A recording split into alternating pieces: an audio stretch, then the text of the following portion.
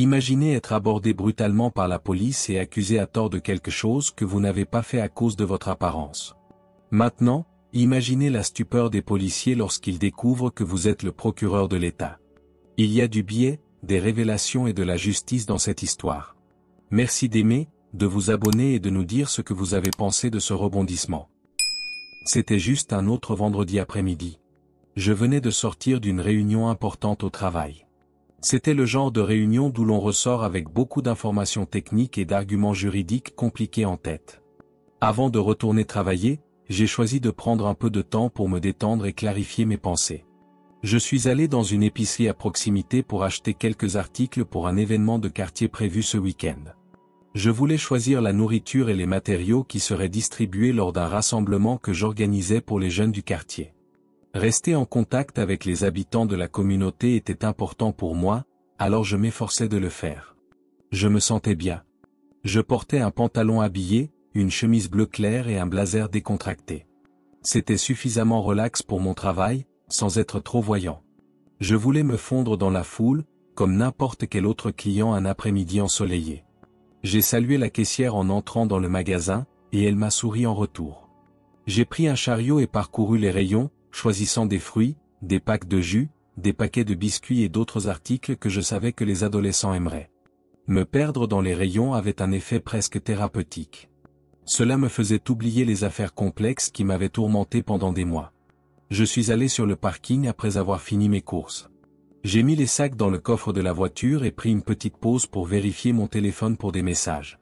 Un collègue m'a informé des prochaines étapes dans une affaire qui devenait plus complexe que nous l'avions prévu. Bien que j'ai haussé un sourcil en lisant le message, j'ai essayé de rester concentré sur ce que je faisais et de mettre le travail de côté pour un moment. C'est à ce moment que je les ai vus. 2 policiers discutaient à côté de leur voiture de patrouille dans le coin du parking. Je n'y ai pas prêté attention au début, mais j'ai eu l'impression qu'ils me surveillaient. Par précaution, j'ai appuyé sur le bouton d'alarme de la voiture, ce qui a émis un bref son, et j'ai ouvert le coffre pour ranger le reste de mes courses. Il y avait une légère tension dans l'air que je ne pouvais pas vraiment définir. Mes mains restaient stables. Cette sensation que l'on a quand on sent qu'il va se passer quelque chose de désagréable sans savoir exactement quoi. Quand les policiers ont commencé à marcher vers moi, je me suis senti encore plus tendu. J'ai rapidement décroché le téléphone qui sonnait, espérant que le bruit m'aiderait à oublier les regards qui me fixaient par derrière. Mais alors que je parlais, je les ai aperçus du coin de l'œil. Ils ne faisaient pas que passer. Ils venaient droit vers moi. Quelque chose clochait. Je le savais, car après des années en tant qu'avocat et maintenant procureur de l'État, je connaissais bien ce genre de situation.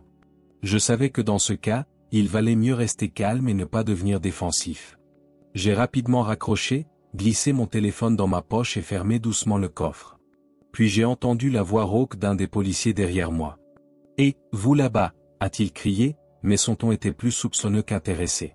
Je me suis lentement retourné pour lui faire face, essayant de garder un sourire neutre sur le visage. « Oui, officier ? Y a-t-il un problème ?» demandai-je de la voix la plus calme possible. Je savais que toute réponse brusque ou coléreuse pourrait être utilisée contre moi, alors j'ai essayé de garder mon sang-froid. Je savais ce qui se passait, ayant passé des années à lutter contre les préjugés et les injustices du système. Mais c'est une chose de les affronter au tribunal, et une autre de les vivre soi-même sur un parking ordinaire. Le premier policier était un homme grand et costaud, avec une coupe militaire et des yeux froids qui me regardaient comme si j'étais une menace immédiate. À côté de lui, un jeune policier, qui semblait moins sûr de lui, restait silencieux, mais sa présence semblait soutenir son partenaire. « Il y a eu récemment des problèmes dans cette zone » a-t-il dit, posant sa main de manière désinvolte mais intentionnelle sur son holster. « Nous voulons nous assurer que tout est en sécurité. » Ce n'était pas une question, c'était clair. C'était une déclaration qui se voulait rassurante. Cela m'a serré l'estomac. Cette méthode, je la connaissais bien. Être dans un endroit où l'on n'était pas censé être suscité des soupçons, et ce n'était pas la première fois que cela m'arrivait. Mais je suis resté calme. Je comprends, officier. J'ai presque fini de ranger mes courses dans la voiture. Y a-t-il un problème spécifique dont je devrais être informé ? Je voulais qu'il soit très clair sur ce qu'il attendait, mais je savais qu'il ne le serait probablement pas. Il n'a pas répondu directement. À la place, il a exigé mes papiers de manière abrupte, comme s'il savait déjà que je cachais quelque chose. Carte d'identité et carte grise, a-t-il ordonné. Ce n'était pas une demande polie, c'était un ordre. J'ai regardé dans ses yeux un instant, essayant de comprendre ce qui se cachait derrière cette posture d'autorité. Son visage restait impassible. En prenant une grande inspiration, j'ai sorti mon portefeuille et lui ai remis ma carte d'identité et les papiers de la voiture sans protester. Il a remarqué que je ne le quittais pas des yeux. Pendant une fraction de seconde, j'ai cru voir un mélange de colère et de suspicion. Peut-être était-ce parce que je restais étonnamment calme, ou peut-être parce que je ne réagissais pas comme il s'y attendait. Il a pris mes papiers et s'est tourné vers son partenaire sans les regarder. Son collègue est resté silencieux, mais a fait un léger signe de tête, comme pour approuver une accusation non formulée. Je savais que la situation allait empirer avant de s'améliorer. Je savais que je devais rester maître de moi-même, même si chaque fibre de mon corps avait envie de réagir face à l'injustice qui se jouait en arrière-plan. L'atmosphère autour de moi semblait avoir changé. Il faisait trop chaud pour un après-midi, et je ne pouvais qu'imaginer ce qui allait se passer ensuite. Ethan, le policier plus âgé, avait un regard plein de pouvoir. Il était clair qu'il se croyait maître de la situation. Il tenait mes papiers fermement, mais ne les regarda pas tout de suite. Il me regarda plutôt avec un mélange de supériorité et de colère, comme s'il attendait que je lui explique pourquoi il avait choisi de m'aborder.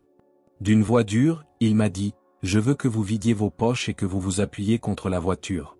Cela ressemblait à un ordre auquel je devais obéir sans poser de questions. Quand ces mots m'ont frappé, ils avaient le goût d'une accusation tacite. C'était comme si ma seule présence était un motif de suspicion. En le regardant, j'ai failli dire non pendant un instant. La colère me montait à la gorge, mais j'ai ravalé ma fureur en pensant à ce qui était en jeu. J'ai essayé de garder ma voix calme et assurée en disant « Officier, ce n'est pas nécessaire. Je coopère avec vous. Tous mes papiers sont en règle, et je viens juste de terminer mes courses. » Ethan s'est avancé, pénétrant dans mon espace personnel. L'homme était plus grand et plus costaud que moi, et son attitude montrait qu'il était habitué à intimider. « Je vous ai dit de sortir vos mains de vos poches et de vous appuyer contre la voiture, a-t-il répété, cette fois avec une menace à peine voilée dans sa voix. Vous voulez que je le fasse pour vous ? La tension était palpable. Les regards de quelques personnes qui faisaient semblant de ne pas me voir sur le parking étaient braqués sur moi. Je ressentais à la fois de la honte et de la colère. Je savais qu'il essayait de me déstabiliser et de me pousser à dire quelque chose d'inapproprié, mais je n'allais pas lui donner satisfaction. J'ai sorti mon portefeuille de ma poche et l'ai posé sur le capot de ma voiture d'une main stable. Alors que je vidais les autres poches, Ethan s'approchait encore plus près, sa respiration se mêlant presque à la mienne. Mon téléphone et mes clés étaient déposés devant ses yeux anxieux et scrutateurs, sans rien de suspect. Je sentis sa main puissante me retourner brusquement et me plaquer contre la voiture. Le métal froid du capot pressait contre ma poitrine alors qu'il commençait à me fouiller brutalement. Tout mon corps se tendit. Même si je savais que je devais rester maître de moi-même, je ressentais un sentiment d'impuissance totale. Il fouillait avec une minutie excessive, comme s'il était déterminé à trouver quelque chose, n'importe quoi, qui justifierait cette fouille. J'ai regardé Alex, son partenaire et jeune policier, un instant. Il observait la scène à quelques pas de distance. Il semblait mal à l'aise, les mains dans les poches, les yeux évitant les miens, mais il ne disait rien et ne faisait rien. « Officier, dis-je d'une voix plus ferme, c'est un abus de pouvoir. Je connais mes droits. Il n'y a aucune raison de traiter les gens de cette manière. » Ethan ignora complètement mes paroles. Il répondit, « Taisez-vous et ne bougez pas, sans même me regarder. » Il continuait à fouiller mes poches, ma veste, chaque partie de moi. Malgré ma colère, je savais que toute tentative de résistance serait interprétée comme de la défiance et aggraverait la situation. J'essayais de rester calme en disant, « Je coopère », mais il semblait que mes mots se perdaient dans le vide. Peu importe ce que je disais, Ethan ne semblait pas y prêter attention. Son seul but était de mener à bien ce qu'il considérait manifestement comme une mission, prouver à lui-même ou à ceux qui nous regardaient qu'il avait raison d'être méfiant envers moi. Après la fouille, il prit une pause rapide et regarda mes papiers. Il parcourut mon nom des yeux, mais cela ne semblait pas l'intéresser. Rien à mon sujet, ni mon nom, ni mon adresse, ni mon travail ne semblait avoir d'importance à ses yeux. Il semblait convaincu que j'étais un problème, et rien ne pouvait changer cela. Sans me quitter des yeux, il demanda « Et que faites-vous ici ?» La question semblait inutile, car il semblait déjà connaître la réponse dans son esprit. « Je fais des courses, répondis-je, en essayant de ne pas paraître irrité. Je prépare seul l'événement communautaire de demain. Ses yeux se plissèrent alors qu'il me fixait longuement, comme s'il cherchait à percer un secret sur mon visage. Il recula d'un pas, mais sans se détendre. Il paraissait tendu, et je pouvais sentir la méfiance l'envelopper comme une seconde peau. Ça explique les sacs, dit-il, en pointant du doigt le coffre rempli de courses resté ouvert. Mais sa voix avait une note de doute, comme s'il cherchait encore quelque chose d'autre qui pourrait être retenu contre moi. Alors ? Pour un instant, j'ai senti mon self-control vaciller en posant la question. Puis-je récupérer mes papiers et poursuivre ma journée ? Mais Ethan ne semblait pas prêt à en finir. Il se retourna vers moi après avoir échangé un regard avec son partenaire. Ce dernier restait silencieux. « Pourquoi avez-vous l'air si effrayé ?» demanda-t-il avec un sourire sarcastique, comme s'il connaissait déjà la réponse. « Avez-vous quelque chose à dire ?» L'absurdité de la question faillit me faire rire, mais je gardai mon calme. Peut-être parce que je suis fouillé sans raison et que l'agent de police essaie de trouver des problèmes là où il n'y en a pas, dis-je. Son visage se durcit, et je sus que j'avais touché un point sensible. Quelque chose dans ma tranquillité semblait l'irriter encore plus, et je ne savais pas combien de temps je pourrais maintenir cet équilibre délicat entre respect et colère. Sa voix était basse et menaçante lorsqu'il se pencha en avant. Il dit presque en chuchotant, « Je vais garder un œil sur vous. » C'était comme s'il m'annonçait quelque chose que je savais déjà. Il y a déjà trop de problèmes dans ce quartier, je ne vous laisserai pas en ajouter d'autres. Pendant un instant, ces mots restèrent suspendus dans l'air, pleins de préjugés qu'il ne prenait même pas la peine de cacher.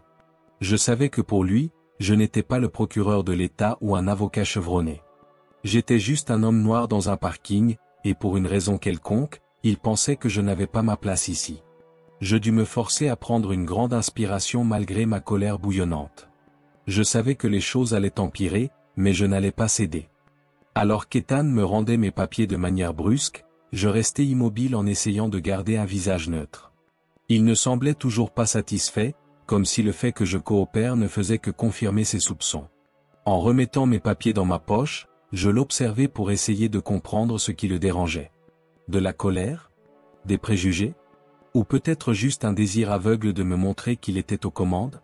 J'étais sur le point de partir quand j'entendis Ethan murmurer à peine à son collègue, Alex, qui se tenait derrière lui sans rien dire. « Vérifie le coffre », dit-il d'un ton qui se voulait détaché mais qui n'était pas du tout anodin. Mon corps se tendit. Je savais qu'il n'y avait rien de suspect dans le coffre, juste de la nourriture pour l'événement communautaire. Mais l'ouvrir pour eux, comme si j'avais quelque chose à cacher, ressemblait à une invasion plus profonde et une autre humiliation qu'il était déterminé à m'infliger. « Ce n'est pas nécessaire, dis-je en essayant de ne pas paraître en colère, mais ferme. Vous avez déjà regardé mes papiers, et je vous ai dit pourquoi je suis ici. Il n'y a aucune raison de continuer ainsi. » Ethan haussa un sourcil et sourit froidement. « Si vous n'avez rien à cacher, ça ne devrait pas être un problème, n'est-ce pas ?» dit-il d'un ton méprisant qui me fit sentir encore plus mal. Ma patience s'amenuisait, mais je savais qu'il cherchait simplement à me faire craquer et à me faire commettre une erreur. Je pris une grande inspiration, en essayant de me rappeler tout ce que je savais sur le contrôle de soi. On pouvait interpréter tout ce que je disais ou faisais comme une menace. Tandis que je parlais encore, Alex, le jeune policier, s'avança, semblant pressé d'en finir. « Je veux juste continuer ma journée, dis-je. »« Je vais vérifier, dit-il, d'une voix qui semblait hésitante, comme s'il essayait d'apaiser la situation. Après une courte pause, j'ouvris lentement le coffre. Il y avait les sacs de courses remplis de fournitures scolaires, de biscuits, de jus et de fruits. Des choses ordinaires, sans danger. Je vis Alex balayer rapidement le contenu du regard, puis il tourna la tête vers Ethan, qui me regardait toujours comme un lion prêt à bondir. « Tout est là, comme je l'avais dit, dis-je en essayant de ne pas paraître sur la défensive. L'adrénaline coulait dans mes veines, faisant battre mon cœur plus vite. Quelque chose en moi voulait crier et faire face à cet abus de pouvoir, mais je savais que je ne pouvais pas à ce moment-là, pas à cet endroit. Après tant d'années de vie, je savais que la justice n'était pas toujours du côté de la vérité, surtout lorsqu'il s'agissait de confrontations directes. Ethan haussa les épaules, visiblement frustré de n'avoir rien trouvé de suspect. Pourtant, il ne semblait pas prêt à me laisser partir. Au lieu de cela, il changea rapidement de sujet. « Vous savez, dit-il en refermant brutalement le coffre, il y a eu des signalements de choses étranges dans le coin. Il y a des gens dans ce quartier qui n'ont pas leur place ici et traînent sans raison. Bien que je comprenais parfaitement ce qu'il insinuait, je laissai le silence répondre pour un moment. Il me regardait comme si j'étais étranger ici, comme si je ne correspondais pas à ce qu'il imaginait de cet endroit. Par moments, l'envie de lui crier qu'il violait toutes les règles de la loi et du bon sens me brûlait, mais je savais que cela n'aurait aucun sens. Pour ne pas énerver Ethan, je lui offris simplement un sourire, mais ce sourire était crispé. Je choisis soigneusement mes mots en disant « J'appartiens à ce quartier autant que n'importe qui d'autre. Et je suis ici pour une raison claire, que vous avez choisi d'ignorer depuis le début. » Les yeux d'Ethan se plissèrent, comme si ce que je venais de dire l'avait blessé. « Peut-être que vous devriez retourner là où vous appartenez, lança-t-il, son dissimulant à peine sa colère. Le poids de ces mots m'atteignit, et mon sourire disparut. C'était une menace, destinée à m'intimider. Il me faisait comprendre qu'il aurait toujours le dernier mot, du moins en cet instant, quoi que je fasse ou dise. Puis, l'atmosphère changea. La radio d'Ethan grésilla, et il se retourna brusquement pour répondre. Je sentis mes muscles se relâcher légèrement pendant qu'il parlait à son interlocuteur. C'était comme si cette courte pause me donnait un instant pour respirer à nouveau. Alex se tenait toujours près de la voiture, me regardant avec un air désolé, mais il ne disait rien. Il semblait tiraillé entre son devoir de soutenir son collègue et l'évidente injustice de la situation. Lorsque l'appel fut terminé, Ethan reporta son attention sur moi. « Vous êtes libre de partir, dit-il, comme s'il me faisait une faveur. » Mon corps entier se tendit à nouveau. Je n'étais pas libre de partir. Je n'aurais jamais dû être retenu en premier lieu. Mais je maîtrisais ma fierté et ma colère, refusant de lui donner la satisfaction de me voir exploser. « Merci, dis-je, mais d'une voix plus dure que je ne l'aurais souhaité. Puis-je récupérer mes affaires maintenant ? » Il fit un pas en arrière, un geste censé être une permission mais qui semblait grossier. Tout en récupérant lentement les objets sur le capot de la voiture, je sentais encore les yeux d'Ethan sur moi. Chaque geste que je faisais semblait scruter et juger. Il était clair qu'il me voyait toujours comme une menace, même en me laissant partir. J'étais quelque chose qu'il ne comprenait pas ou ne contrôlait pas. Fermer le coffre me procura un soulagement mêlé de honte. Ethan fit un autre pas en arrière, se retourna et commença à marcher vers la voiture de police, comme si ma présence n'avait plus d'importance. Alex me jeta un dernier regard et hésita. C'était comme s'il voulait dire quelque chose, mais n'en avait pas le courage. Ethan lança par-dessus son épaule en s'éloignant. « J'espère que vous avez appris votre leçon, quoi que vous ayez en tête. On vous surveillera. » Ces mots résonnèrent en moi comme un coup de poing. Ma mâchoire se serra tandis que j'essayais de contenir ma colère, mes mains crispées sur le volant. L'envie de hurler et de faire quelque chose me traversa, mais je savais que la seule chose que je pouvais faire était d'avaler ma fierté et de partir. Je savais que la justice serait faite un jour, mais pas ce jour-là, pas sur ce parking brûlant où des témoins avaient déjà pris parti. En essayant de me calmer, je montai lentement dans la voiture, l'esprit en ébullition. Malgré les préjugés d'Ethan, je savais que je devais transformer cette expérience en quelque chose de plus qu'un simple mauvais souvenir. Je ne pouvais pas laisser son attitude devenir une victoire silencieuse. En regardant dans le rétroviseur en partant, je vis Ethan déjà de retour à la voiture de police, discutant avec Alex. Il riait probablement ou essayait de justifier ce qui venait de se passer. Une douleur serra ma poitrine, et un flot d'émotions contradictoires m'envahit. Je savais que ce n'était pas encore fini. Mes mains tremblaient encore alors que je rentrais chez moi. Bien que mon adrénaline diminuait, la colère dans ma poitrine était toujours très forte. C'était embarrassant d'être traité comme un criminel simplement pour avoir été au mauvais endroit, au mauvais moment, et d'avoir la mauvaise couleur de peau. Toute la scène continuait de se rejouer dans ma tête, comme si je me souvenais d'un mauvais souvenir que l'on ne veut pas oublier mais qu'on ne peut s'empêcher de garder en tête. Les choses se passaient si vite dans mon esprit que j'ai presque raté le vibreur de mon téléphone sur le siège passager. Le nom de David, mon assistant, qui apparaissait à l'écran, me ramena au présent. Dès que j'ai décroché, j'ai pris une grande respiration. J'ai essayé de garder ma voix calme en demandant à David, « Qu'est-ce qu'il y a ? » « Je suis en route, je viens juste de m'arrêter pour prendre de la nourriture. »« Monsieur Thompson, » dit-il, et je pouvais entendre qu'il était pressé dans sa voix. « Vous n'êtes pas à l'heure pour la réunion gouvernementale. Ils ont déjà appelé 2 fois pour savoir où vous êtes. » Cela m'a fait mal au ventre. Bien sûr, la réunion. J'avais perdu la notion du temps à cause de ce qui venait de se passer, ça m'avait tellement marqué. En essayant de paraître calme, je dis, « Je suis en route. » Je serai là dans 15 minutes. J'ai accéléré après avoir raccroché. Ma colère face au traitement injuste était mélangée à la nécessité de me concentrer sur le travail qui m'attendait. J'étais avocat de l'État.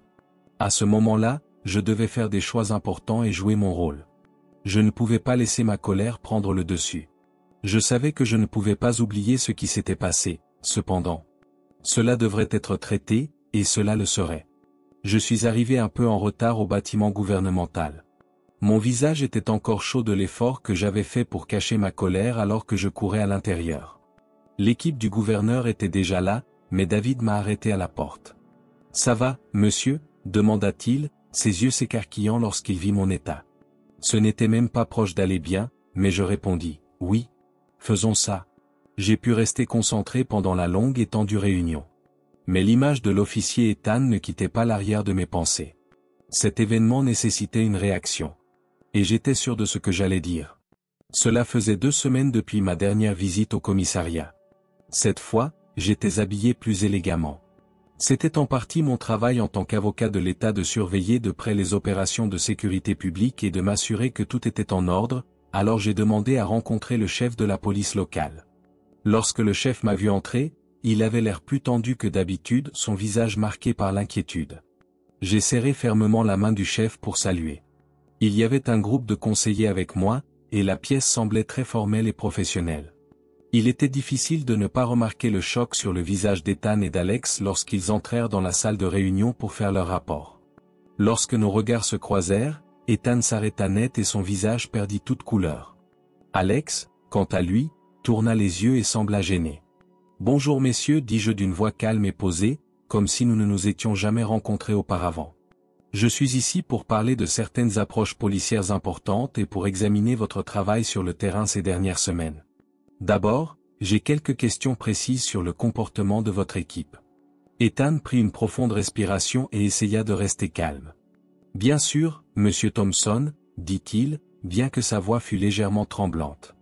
Nous sommes ici pour répondre à toutes les questions. » Ses yeux montraient qu'il réalisait lentement que la personne qu'il avait arrêtée il y a quelques semaines était désormais dans une position de pouvoir bien au-dessus de la sienne. Je savais qu'il essayait de garder son calme. J'avais beaucoup de sentiments mêlés à la fois, colère, bonheur, et même un peu de bienveillance. Mais la colère l'emportait. Ethan allait avoir du mal à tirer une leçon de tout ça. Pour le faire se sentir encore plus mal, j'ai choisi de commencer par les questions habituelles. Ses réponses étaient toutes prudentes et contrôlées, mais on pouvait voir qu'il était tendu dans la façon dont il parlait. Enfin, j'ai parcouru les papiers qu'il m'avait donnés et posé la question que je savais qui le ferait douter de lui-même. « Officier Ethan, demandai-je d'une voix formelle, pourriez-vous expliquer les critères que vous utilisez pour arrêter des gens dans votre district? J'aimerais en savoir plus sur l'arrestation que vous avez effectuée dans le parking d'un supermarché il y a 2 semaines. » Il devint pâle. Il sembla perdu un instant, comme si les mots lui manquaient. Il ouvrit la bouche, mais rien ne sortit. Alex lui lança un regard inquiet mais ne dit rien. Il était clair qu'il savait exactement de quoi je parlais. Il essaya de trouver une excuse en balbutiant. « Eh bien, monsieur Thompson, nous. Il y avait eu des rapports sur des activités suspectes dans cette zone, et nous faisions juste notre travail. Que pourrait-il se passer, dis-je à nouveau, comme si j'étais vraiment intéressé. Et qu'est-ce qui était si étrange dans cette situation que la police ait dû l'arrêter si vite? Ethan ne put plus maintenir mon attention. Mais il n'osa pas me regarder dans les yeux lorsque je parlais de moi. C'était un malentendu, monsieur, dit-il d'une voix basse, clairement gêné. Un malentendu, dis-je à nouveau, mais cette fois, j'ai laissé ma voix exprimer ma frustration sans perdre mon calme. Je pense que ce malentendu montre un problème plus grand sur la manière dont les contrôles de police sont effectués dans cette région, officier Ethan. Ne pensez-vous pas qu'il serait temps de revoir vos méthodes? Le chef de la police, qui était assis à côté de moi, leva les yeux. Il savait que ma présence ici n'était pas qu'une simple formalité. Il y avait un test en cours pour voir comment la justice était appliquée sur le terrain. Et Ethan se débrouillait très mal. La perte de confiance dans la voix d'Ethan était évidente lorsqu'il dit « Oui, monsieur ». Il savait qu'il n'y avait aucune excuse. Il était maintenant clair qu'il avait fait quelque chose de mal, et il ne pouvait plus se cacher derrière des excuses floues ou des procédures standards. Je me tournai vers tout le monde dans la pièce et dis « J'espère que cet incident servira d'exemple. En tant qu'avocat de l'État, il est de mon devoir de m'assurer que la loi est suivie de manière juste, impartiale, et surtout équitable. Les choses comme ce qui s'est passé dans ce parking ne seront pas acceptées. Nous veillerons à ce que tous nos policiers soient correctement formés pour que cela ne se reproduise plus. Je vis Ethan se rétrécir légèrement dans sa chaise, et cela me fit un peu de peine. Une partie de moi voulait lui faire payer tout de suite, lui montrer à quel point il était arrogant et biaisé. Je savais pourtant que ce n'était pas ainsi que la justice fonctionnait. Elle se base sur des règles et des procédures, et je devais suivre la bonne voie pour m'assurer que le changement soit durable. Le chef de la police me remercia pour la précision nécessaire, et dit que les processus policiers seraient immédiatement réexaminés. Même si je savais que ce n'était que le début d'une lutte plus grande, j'avais l'impression d'avoir gagné la première bataille. En quittant la salle, je sentis un énorme poids tomber de mes épaules. Je savais qu'il y avait encore beaucoup de travail à faire. J'étais déterminé à m'assurer que personne d'autre ne doive traverser ce que j'avais vécu ce jour-là dans le parking. Ethan apprendrait à la dure. Lorsque je suis parti de la station de police après la réunion, ma poitrine était toujours tendue, mais j'avais l'impression que justice avait été rendue, ou du moins qu'un premier pas important avait été franchi. Ce n'était pas seulement à propos de ce qui m'était arrivé, c'était à propos de toutes les autres histoires similaires que j'avais entendues au travail. Des gens qui étaient jugés avant même d'avoir pu dire quoi que ce soit, et qui étaient rabaissés et maltraités parce que quelqu'un pensait que leur apparence prouvait leur culpabilité. Cette fois, j'avais pu faire quelque chose à ce sujet. Je suis retourné à mon bureau le même jour et me suis assis à mon bureau avec plus de détermination que jamais. Je savais que les mots seuls, dans une réunion, ne résoudraient pas le problème. Il fallait agir. Il fallait de vrais changements. J'ai donc commencé à élaborer un plan. Je pense que toutes les méthodes policières du district devraient être réévaluées, en mettant l'accent sur les règles de fouille et d'arrestation et la formation des personnes contre la discrimination. J'espère que tout le monde saura que la justice est aveugle, ou du moins elle devrait l'être. Mais mon téléphone a sonné alors que je rédigeais les premières lignes d'un rapport officiel. Je reconnaissais le numéro à l'écran, c'était le chef de la police. Avant de répondre, j'ai pris une profonde inspiration. Cette personne, celle qui était avec moi lors de la réunion, c'était le chef lui-même. Il dit d'une voix inquiète, « Monsieur Thompson, je tiens à m'excuser pour ce qui s'est passé plus tôt aujourd'hui.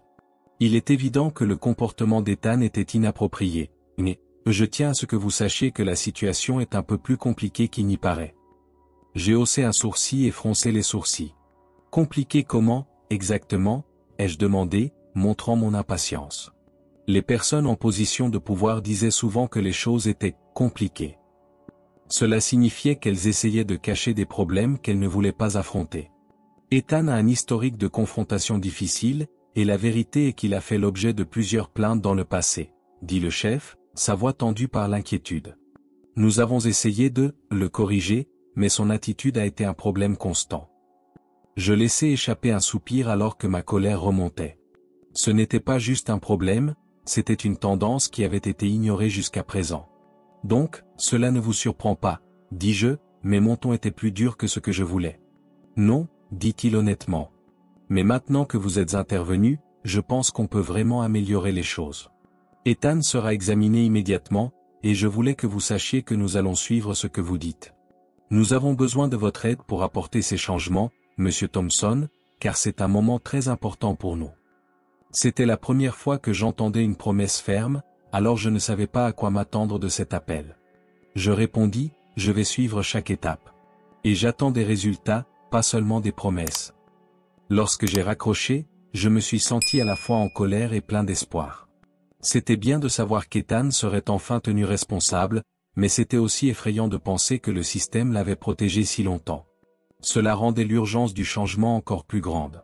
Beaucoup de travail a été effectué dans le processus au cours des jours suivants. J'ai demandé l'aide d'experts en justice sociale, de psychologues et d'avocats en droit civique pour m'aider à établir une liste d'idées de formation. J'ai rencontré des leaders communautaires et entendu des histoires similaires à la mienne. Des gens avaient été blessés et honteux à cause d'un système qui était censé les protéger mais qui ne le faisait souvent pas. En parallèle, Ethan a été mis en congé temporaire et une enquête officielle a commencé. J'ai entendu dire qu'il avait essayé de faire appel de la décision, disant qu'il n'était que en train de faire son travail, mais il y avait beaucoup de preuves contre lui. En plus de mon histoire, d'autres personnes ont commencé à se manifester et à parler des mauvaises actions d'Ethan. On dirait que cet événement a lancé une série de révélations que le district ne pouvait plus ignorer. Après une semaine, j'ai reçu un appel d'Alex, le jeune policier qui était avec Ethan lors de l'arrestation. Je ne voulais pas répondre au début, car je ne savais pas à quoi m'attendre, mais la façon dont il s'était comporté lors de la réunion m'a poussé à lui donner une chance. Il m'a dit, « Je suis désolé pour ce qui s'est passé ce jour-là. » Sa voix était lourde de culpabilité. J'avais besoin de faire quelque chose. J'avais peur parce que je savais qu'Ethan faisait quelque chose de mal. Alors que je réfléchissais à ce qu'il venait de dire, il y eut un silence gêné entre nous. C'était ce genre de silence qui permettait que les injustices se reproduisent encore et encore. « Tu sais que la peur n'est pas une excuse, n'est-ce pas ?» répondis-je sur un ton neutre. Ethan n'était pas le seul responsable de ce qui s'est passé. Tout le monde qui n'a rien dit en est responsable. Alex soupira de l'autre côté, comme si cela lui faisait du bien de dire la vérité. « Je comprends. C'est la raison pour laquelle je devais vous parler. J'aimerais aider. Je suis prêt à parler de son comportement si vous en avez besoin. J'en ai assez de vivre dans la peur de ce qui pourrait arriver. Je veux faire partie de tout changement qui pourrait se produire. Je n'étais pas prêt pour cette offre, mais je l'ai acceptée.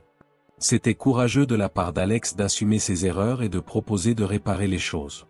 Cela montrait qu'il y avait de l'espoir pour que les choses s'améliorent. Nous avons parlé encore un peu, et j'ai bien précisé qu'il devrait travailler avec moi sur le processus de révision. Les semaines suivantes ont été très chargées. J'ai organisé une série d'audiences publiques pour discuter du racisme et de la manière dont les policiers traitent les personnes de couleur.